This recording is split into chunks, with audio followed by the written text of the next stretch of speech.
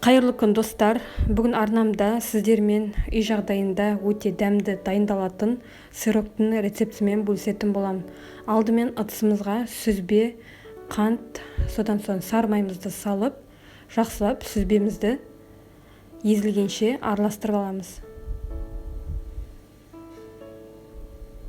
Егерде сізде үйіңізде блендер болса, блендерге де салып езіп алсаңыздар болады.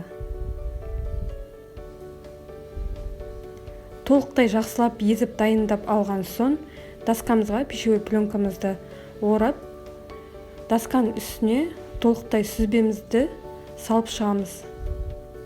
Міндетті түрде араларын алшақтатып салып шығыңыздар. Және де пищевой пленкамызды осылай пышақтың көмегімен кесіп шығамыз. Міне, дәл осы видеодағыдай етіп, екі жағынан жауып, осылай орап алсаңыздар, дәл конфет сияқты оралады. Содан соң мұздатқышқа 1 немесе 2 сағатқа салып қоямыз. Содан соң сыртына шоколадын даярлау үшін ыстық суымызды бір ыдысқа құйып, бөлек ыдысымызға шоколадты саламыз. Жақсылап шоколадымызды ертіп араластырамыз.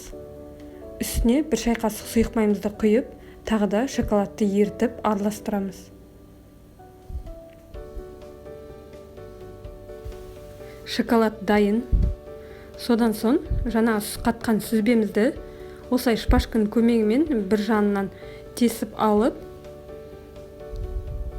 шоколадқа малып аламыз.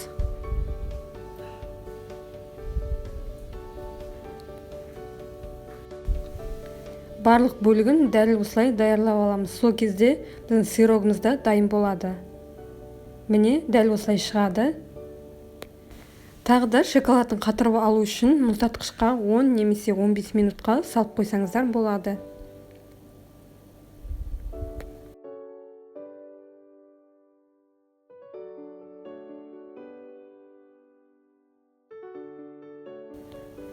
Міне, үй жағдайында жасалатын қолжетімді рецепттен сирогымыз да дайын болды. Өте дәмді болып шықты. Үстіне осылай тағы да әдемілік үшін шоколад құйып шықсаңыздар болады.